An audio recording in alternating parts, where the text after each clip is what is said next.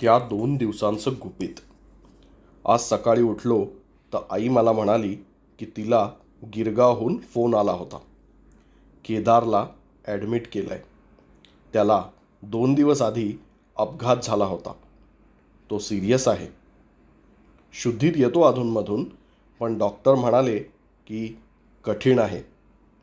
आता तुम्ही विचाराल, हा केदार कोण? तर हा केदार, मी केदार काका म्हणालो तरी हरकत नसावी, कारण तो माझा मित्र नाही. तो माझ्या आईच्या लहानपणीचा मित्र आहे. तिचा समवयस्क आहे. हा गिरगावला, जिथे माझ्या आईचं बालपण गेलं, तिथे त्यांच्या एरियात राहायचा. तेव्हा एरियामधले सगळे लोक एकमेकांना ओळखायचे. सर्वांचे एकमेकांच्या घरी येणं जाणं होतं, भेटणं बोलणं होतं. 40 वर्षाआधी जेव्हा माझी आई 14 किंवा 15 वर्षांची असेल, ते वर्ष 1980च्या आसपास असलं पाहिजे. गिरगावात राहणाऱ्या या सर्वांच्या आयुष्यात एक अशी घटना घडली की जी घडून आता 4 दशकाहून अधिक काळ लोटला असला तरी तेव्हा तिथे राहत असलेल्या सर्वांच्याच मनात ती असं काही घर करून आहे की विचारू नका.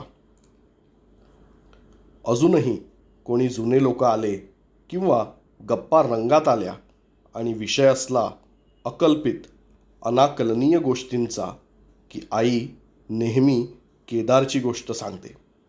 आणि ती गोष्ट जो कोण ऐकतो तो बुचकळ्यात पडतो, कारण खरं तर काहीच घडलं नाही.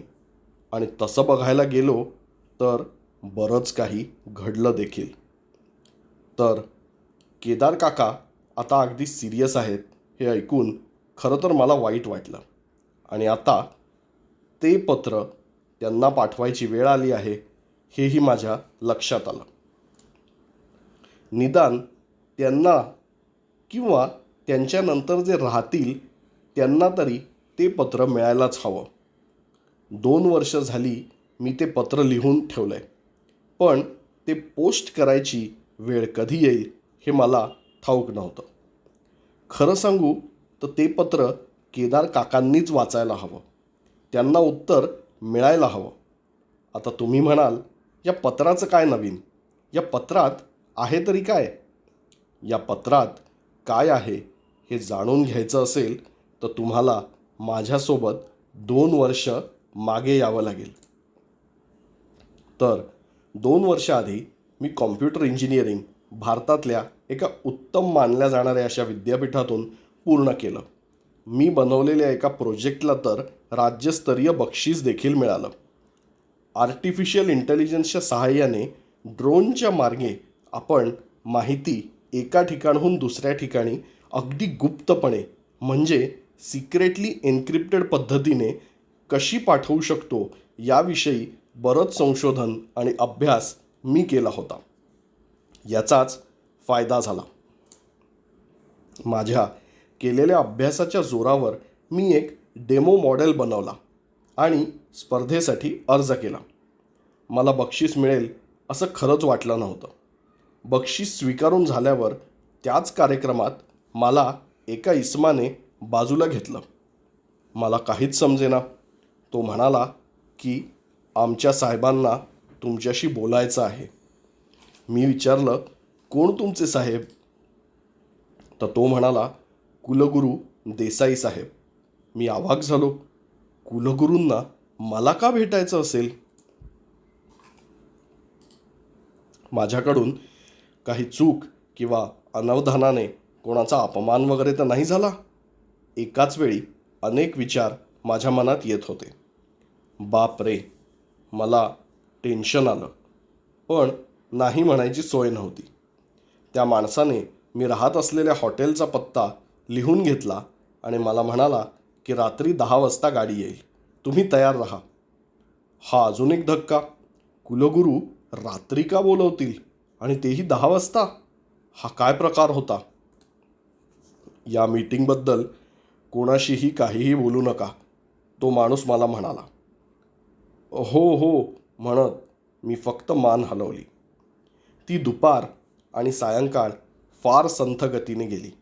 माझं कशातच लक्ष लागत नव्हतं. रात्री जेवण झालं आणि मी घड्याळाकडे बघत बसलो. 10 वाजायच्या आधी काही वेळ खाली चौकात जाऊन उभा राहिलो. बरोबर 10च्या ठोक्याला एक मोठी काळी गाडी चौकात आली. मी त्या गाडीपाशी गेलो तर पुढे 2 माणसं बसली होती. त्यांचे चेहरे नीट दिसत नव्हते, पण मला बघताच ते म्हणाले, "या, मागे बसा." त्यांनी दार उघडलं. मी मागे बसलो. गाडी चालू लागली. आपण कुठे जातोय?" मी घाबरत विचारलं. "ते आम्ही नाही सांगू शकत. आम्हाला सांगितलंय तुम्हाला आणून सोडा. त्या जागेवर आम्ही तुम्हाला सोडणार," त्यातला एक जण म्हणाला. यावर मी काहीच बोललो नाही. गाडी गावातून बाहेर येऊन मुख्य रस्त्याला लागली आणि मग एका फाट्यावरून एका दुसऱ्या छोट्या गावाच्या दिशेने जाऊ लागली. रस्त्यात बरेच ढाबे होते. पुढचं गाव बरंच दूर होतं आणि गाडी अचानक एका ढाब्यासमोर थांबली. कोणीच काहीच बोललं नाही. समोर बसलेल्यांपैकी एक जण मला म्हणाला, "उतरा इथे आणि आत जाऊन काउंटरवर सांगा मॅनेजरला भेटायचं आहे. आणि मॅनेजर आला की तो विचारेल काय काम आहे, तर त्याला एवढंच सांगा मायकलला भेटायचं आहे. त्याला समजेल पुढे काय करायचं ते." "अहो पण हा मायकल कोण आता? मी तर देसाई साहेबांना भेटायला आलो आहे." "श्श, कोणाचंही नाव घेऊ नका. जेवढं सांगितलंय तेवढं करा," तो म्हणाला. मी काहीच वाद घातला नाही. सरळ उतरून आत गेलो. तो ढाबा तसा फारच साधा होता. एरवी कधी मी अशा ठिकाणी आलोही नसतो. आत जाताच मी काउंटरवर सांगितलं की मला मॅनेजर यांना भेटायचं आहे. थोड्या वेळाने मॅनेजर आला आणि त्याने काय काम आहे असं विचारताच मी मायकलला भेटायला आलो आहे असं सांगितलं. त्याने एकदा वरपासून खालपर्यंत मला पाहिलं आणि मग म्हणाला, "या माझ्या मागे." तो मला लिफ्टने टॉप फ्लोअरला घेऊन गेला आणि तिथे एका छोट्या केबिनमध्ये आत शिरताच त्याने टेबल खालचं एक बटन दाबलं आणि मागे असलेली पुस्तकं, ट्रॉफ्या यांची रॅक हलली. तिथे मागे एक दालन होतं, एक गुप्त दालन. मला म्हणाला, "आत जा." आत पॅसेज दिसत होता आणि त्या पॅसेजच्या शेवटी एक दार होतं. मी पुढे झालो आणि त्या दारातून आत गेलो. माझ्या मागे रॅक पुन्हा आली होती. मी आत येताच मला दिसलं की ही एक प्रकारची कॉन्फरन्स रूम आहे. समोरच कुलगुरू देसाई साहेब, त्यांच्या बाजूला एक भारदस्त व्यक्ती आणि तिसरी व्यक्ती तितकी भारदस्त नसली तरी विलक्षण तेज आणि भेदक नजर तिच्या चेहऱ्यावर दिसत होती. त्यांच्या व्यक्तिमत्वातल्या या गोष्टी मी लगेच नोटीस केल्या. ते तिघही अगदी कॅज्युअली 3 मित्र बसावेत तसे बसले होते. मला आत येऊन थांबलेलं बघून देसाई साहेब म्हणाले, "अरे ये विक्रम ये, तुझीच वाट बघत होतो." आता यावर मी काय बोलावं? मी गप्प बसलो. मी अजूनही हे सगळे धक्के पचवू शकलो नव्हतो. "देशमुख साहेब, हाच तो विक्रम ज्याने ती ड्रोनवाली टेक्नॉलॉजी बनवली आहे," देसाई साहेब म्हणाले. देशमुख माझ्याकडे पाहत होते. हलकी मान हलवत होते. मी अजूनही थोडा कन्फ्युज्ड होतो. मला तसं बघून देसाई म्हणाले, "विक्रम, तुझी ओळख करून देतो. हे मिस्टर देशमुख इंडियन इंटेलिजन्स ब्युरोसाठी गेले 40 वर्ष काम करत आहेत. आणि हे डॉक्टर शाळीग्राम, प्रख्यात सायंटिस्ट डॉक्टर महेश शाळीग्राम." मी त्या दोघांनाही नमस्कार केला. "विक्रम, आय मस्ट ॲडमिट, तू खरंच एक उत्तम शोध लावला आहेस. आम्ही तू बनवलेलं डेमो प्रोडक्ट आणि त्याची रचना पाहिली," देशमुख म्हणाले. "I think this has huge potential," Deshmukh म्हणाले. मला हे संपूर्णपणे अनपेक्षित होतं. मी एक क्षण भांबावून गेलो आणि लगेच भानावर आलो. थँक्यू सो मच सर," मी म्हटलं. विक्रम, तू तुझी ही टेक्नॉलॉजी आमच्या एका प्रोजेक्टसाठी आम्हाला देशील? म्हणजे आमच्यासोबत काम करायला तुला आवडेल का? शाळीग्राम म्हणाले. काय दिवस होता हा! म्हणजे साक्षात कुलगुरू, इंटेलिजन्स ऑफिसर आणि जागतिक दर्जाचे वैज्ञानिक मला एक संधी देत आहेत. कोणीतरी मूर्ख असता तर विचार करतो, उद्या सांगतो अशी उत्तरं देऊन आला असता. मी लगेच हो म्हणून मोकळा झालो. तुझा होकार येईल याची खात्री होती मला, देसाई साहेब म्हणाले. पण विक्रम, हे काही साधंसुधं काम नाही. तुझी नेमणूक एका सिक्रेट आणि क्लासिफाईड प्रोजेक्टसाठी केली जात आहे. तू आम्हाला इथे भेटला होतास. आपल्यात काय बोलणं झालं, यापुढे जे काय होईल याची वाच्यता कुठेही करू नकोस. तसं केलंस तर तुला फार महागात पडू शकतं आणि इच्छा नसतानाही आम्हाला तुला समजतंय ना, समजतंय तुला, शाळीग्राम म्हणाले. मला घाम फुटला होता, पण मी होकारार्थी मान हलवली. मला चांगलंच लक्षात आलं ते काय सांगत होते. गुड, शाळीग्राम म्हणाले. आता नीट ऐक. मी सांगेन त्या गोष्टी कदाचित तुला पटणार नाहीत किंवा समजायला वेळ लागू शकतो, पण तरीही तुला दिलेलं काम हे करावं लागेल. आहे तयारी? त्यांनी विचारलं. हो सर, मी उत्तर दिलं. तर ऐक, संपूर्ण जगात 150हून जास्त देश आहेत, बरोबर? प्रत्येक देश आपापल्या पद्धतीने स्वतःची डिफेन्स स्ट्रॅटेजी आखत असतो.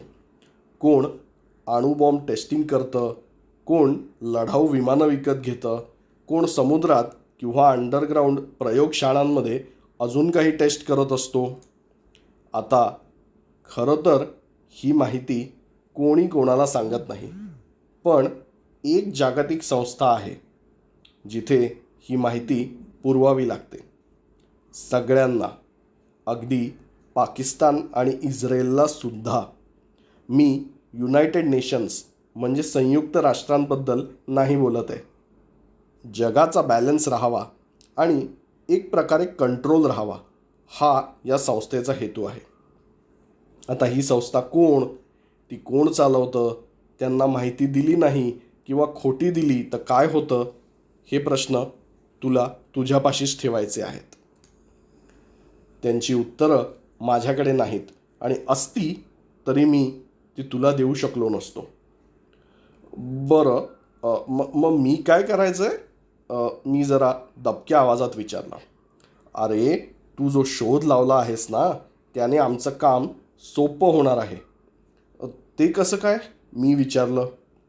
आता ही सगळी गुप्त माहिती की आपण कसल्या चाचण्या करतोय, आपली किती नवीन लढाऊ विमानं बनत आहेत, किती तयार आहेत, आपले कुठे कुठे सिक्रेट आर्मी बेसेस आहेत, ही सगळी माहिती आपण तुझ्या ड्रोनमध्ये लोड करू आणि तो ड्रोन पाठवून देऊ माहिती द्यायला. म्हणजे कसं, त्रास नाही की काळजी नाही. हो हो हो, म्हणजे आपण नक्कीच तसं करू शकतो, मी म्हटलं. पण मग याआधी ही माहिती कशी दिली जायची आणि कोण देत होतं, मी विचारलं. हा प्रश्न मी विचारताच त्या तिघांनीही एकमेकांकडे पाहिलं. तीच तर जोखीम टाळायची आहे. फार कष्ट करावे लागतात आणि उगाचच एक बकरा शोधावा लागतो, देशमुख म्हणाले. कष्ट पडतात? बकरा म्हणजे? मी विचारलं. अरे, ही प्रोसेस आपल्याला दर 4 वर्षांनी करावी लागते. साधारण 1980 पासून आपण करतोच आहोत. तेव्हाच ही संस्था स्थापन करण्यात आली. तुझा ड्रोनचा शोध लागला आणि आम्हा तिघांना हे वाटून गेलं की आता यासाठी कोणीही माणूस शोधायला नको, ड्रोनतर्फे माहिती पोचवली जाईल, शाळीग्राम म्हणाले. माणूस जायचा? मी म्हटलं. हो, देशमुख म्हणाले. अहो, पण कोणाला ही सगळी माहिती देऊन त्याने नाही दिली किंवा देऊन झाल्यावर तिचा दुरुपयोग केला तर, मी विचारलं. त्यावर उपाय आम्ही शोधला होता. अगदी 4 वर्षापूर्वीपर्यंत आम्ही तेच करत होतो, देशमुख म्हणाले.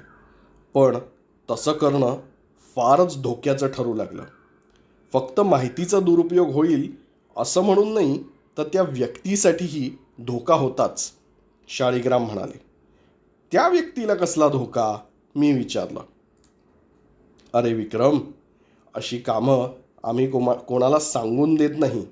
त्याची एक विशिष्ट पद्धत असते. सांगून करत नाही? पद्धत असते म्हणजे? म्हणजे असं की एखाद्या माणसाची निवड होते. निवड होते ती काही निकषांच्या आधारावर. एकदा का निवड झाली की त्या व्यक्तीला न कळू देता इथे आणलं जातं. आपल्या लॅबमध्ये अंडर ऑब्झर्वेशन ठेवलं जातं. त्याची पूर्ण कॉन्शियसनेस ही आपल्या ताब्यात येते. मग आपण त्याला आपली सगळी माहिती देतो.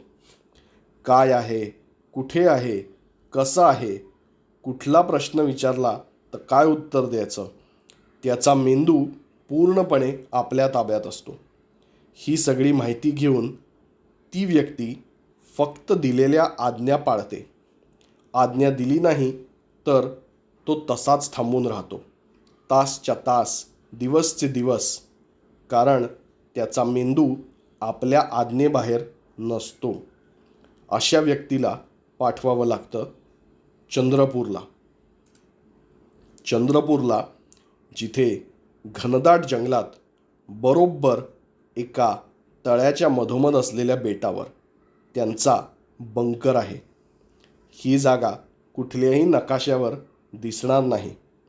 त्यांनी सांगितलेल्या दिवशी ते तिथे असतात. आपला माणूस जातो आणि सगळी माहिती देऊन परत येतो. मग आपण हळूहळू त्या माणसाला त्याचा मेंदू आणि त्याचा कंट्रोल परत देतो आणि जिथून आणलं तिथे सोडून येतो. ती व्यक्ती इथे काय झालं हे संपूर्णपणे विसरलेली असते. विसरते असंही नाही म्हणू शकत, कारण त्याच्या मेंदूने इथे असताना कधी कामच केलेलं नसतं. जी गोष्ट पाहिली आणि अनुभवली नाही ती विसरू कशी शकेल? त्याच्यासाठी तर ती घडलीच नाही आहे.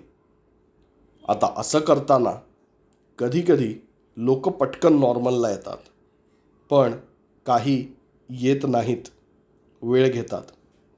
ही माहिती आम्ही दुसऱ्या कुठल्याही माध्यमातून देऊ शकत नाही, कारण ती जोखीम फार जास्तीची असते. सहसा असा माणूस आम्ही 2 ते 3 दिवसात घरी परत पाठवतो. पोलिसही आम्हाला यात सहाय्य करतात. आत्तापर्यंत 11 वेळा आम्ही असं करून माहिती पुरवली आहे. आता तू जर आम्हाला मदत केलीस तर ही सगळी भानगड सुटेल. शाळीग्राम बोलायचे थांबले.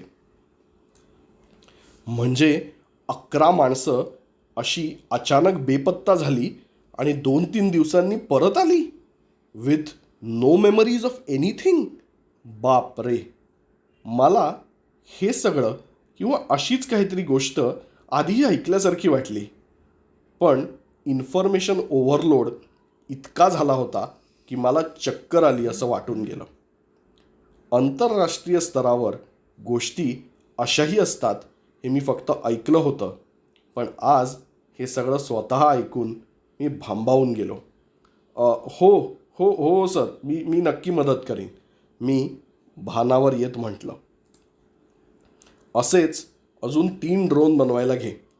काहीही मदत लागली तर लाजू नकोस. आपण 2 आठवड्यांनी भेटू. इथेच मायकलला भेटायला ये.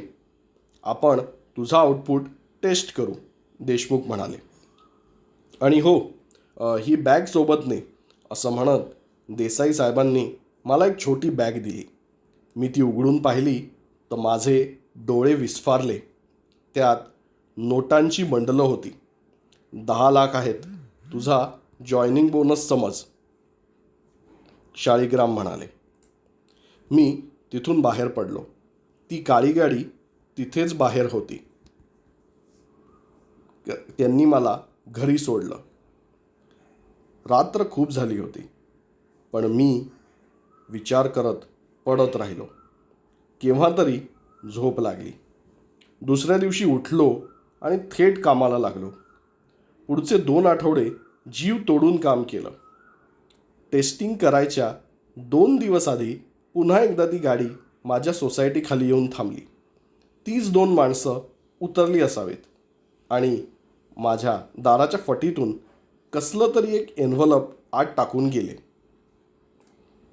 बेल वाजली म्हणून मी दार उघडायला गेलो तर फक्त एन्व्हलप पायाशी होतं. मी ते जेव्हा उघडलं तेव्हा त्यात माहिती होती आणि एक चिठ्ठीही.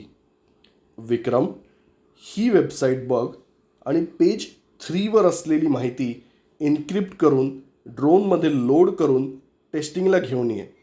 थँक्स, इतकंच लिहिलं होतं. मी पुन्हा कामाला बसलो. त्या लिंकवर गेलो. सरकारी गुप्तचर विभागाची वेबसाईट मी प्रथमच पाहत होतो.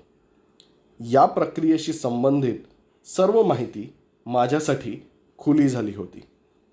कुतूहल म्हणून मी अजून काय काय मिळतंय हे शोधू लागलो. तिथेच हिस्टॉरिकल डॉक्युमेंट्स नावाचा सेक्शन होता आणि आतमध्ये गेलो आणि एक्सप्लोर करता करता मला काही फाईल्स दिसल्या ज्यांचं नाव होतं फायनलाइज्ड कॅन्डिडेट्स. माझं कुतूहल मला काही शांत बसू देणार नव्हतं. मी त्यावर क्लिक केलं आणि एक फाईल डायरेक्ट डाउनलोड झाली. मी लगेच जाऊन ती उघडली. सुरुवातीला काहीच समजेना, पण नंतर लक्षात आलं की जे उमेदवार 1980पासून हे काम करण्यासाठी निवडले गेले होते त्यांची माहिती असलेली ही फाईल होती. आणि स्क्रोल करता करता खाली येताच एका नावाने माझं लक्ष वेधून घेतलं. ते वाचताच माझ्या पायाखालची जमीन सरकली, कारण हे काम प्रथम करण्यासाठी ज्या व्यक्तीला निवडण्यात आलं होतं तिचं नाव होतं केदार पवार. राहणार गिरगाव, वय 15, पुढे पत्ता, घरचा फोन वगैरे वगैरे. मला सगळे ठिपके जोडायला 2 मिनिटं लागली खरी, पण शेवटी माझी खात्री पटली की जी गोष्ट मी आईकडून असंख्य वेळा ऐकली होती त्याची दुसरी बाजू अशा योगायोगाने माझ्या समोर आली. अशी बाजू जी केदार पवार वयाच्या 15व्या वर्षी स्वतः जगला असला तरी त्याला कधीच आठवणार नाही. कोणाशीही जास्त न बोलणारा केदार, कायम थोडा मागे मागे राहणारा केदार. त्याने शाळेला किंवा खेळायला दांडी मारली तरी लोकांना लक्षात यायला वेळ लागे. त्याची निवड का केली गेली होती हे माझ्या लक्षात आलं. असा हा केदार गणपती दर्शनाला एरियामधल्या मित्रांसोबत जातो काय, आणि नेमकी त्याच दिवशी अनंत चतुर्दशी असल्याने जास्त गर्दी असते काय. चौकात गेलेला केदार परत आला नाही हे बघून सगळेच घाबरतात आणि शेवटी पोलिसात जातात. पोलीस त्यांच्या हिशोबाने चौकशी करतात, पण साध्य काहीच होत नाही. 2 दिवसांनी तोच केदार गल्लीच्या टोकाशी शून्यात नजर लावून उभा असतो आणि त्याला परत आणलं जातं. खिशात बसचं तिकीट आणि 2 रुपयांची 2 कॉईन, इतकंच. नंतर हळूहळू तो परत नॉर्मल होतो, पण असंख्य प्रयत्न करूनही ते 2 दिवस तो कुठे होता, कोणासोबत होता, काय करत होता याचा उलगडा होत नाही. पण आता मधले 2 दिवस तो कुठे होता, कोणासोबत होता, त्याला कुठल्या कामासाठी आज्ञा दिली गेली होती, तो कुठे प्रवास करून आला होता, सगळं माझ्या लक्षात आलं. पुढे मी ते प्रोजेक्ट कंप्लीट केलं आणि पूर्ण पैसे ज्या दिवशी मिळाले त्याच दिवशी हे पत्र लिहून ठेवलं. मी त्या पत्रात सगळं सविस्तर लिहिलं आहे. केदार काका त्यांच्या आयुष्याच्या अगदी शेवटच्या घटका जर मोजत असतील तर त्यांना त्यांच्या आयुष्यातल्या न उलगडलेल्या त्या 2 दिवसाचं उत्तर देणं मी माझं कर्तव्य समजतो. चला, मी येतो, पत्र टाकून येतो म्हटलं. आई, जरा बाजूच्या एरियामध्ये जातोय ग, येतो अर्ध्या तासात. तर आजची पण ही एक वेगळ्या प्रकारची एक गूढकथा किंवा रहस्यकथा जी आपल्याला म्हणता येईल अशी आपण सादर केली आहे. तर तुम्ही निश्चितच सांगूच शकता कॉमेंट्समध्ये की तुम्हाला यातलं काय आवडलं किंवा काय नाही आवडलं असं तर. आणि अपार्ट फ्रॉम दॅट, जसं आपण आधीही म्हटलं तसं, तुमच्या आजूबाजूला जर का अशा काही विलक्षण घटना घडल्या असतील, काही अकल्पित किंवा ज्याचं असं काही एक्सप्लेनेशन अजून मिळालेलं नाही आहे, तर तेही तुम्ही कॉमेंट्समध्ये लिहूच शकता. आपण तेही मनोरंजक पद्धतीने रहस्यकथांच्या माध्यमातून प्रेझेंट करण्याचा आपण नक्कीच प्रयत्न करू. आणि या व्यतिरिक्त आपलं जे काही चॅनल आहे ते तुमच्या ओळखीत पण तुम्हाला ज्यांना असं तुम्हाला वाटतं आहे की ज्यांना पण मराठी ऑडिओ बुक्स आणि खास करून असा सस्पेन्स मिस्ट्री टाईपचा जॉनर ज्यांना आवडेल त्यांना तुम्ही नक्कीच शेअर करा. आपलं चॅनल शेअर करा आणि सबस्क्राईब करायला सांगायला विसरू नका. आणि last but not the list, तुमच्या आजूबाजूला जी काही रहस्य आहेत त्यांचा शोध घेत राहा, ती उलगडत राहा. आणि हे करताना एक मात्र विसरू नका की दिसतात तेवढ्या गोष्टी सोप्या नसतात. Thank you very much.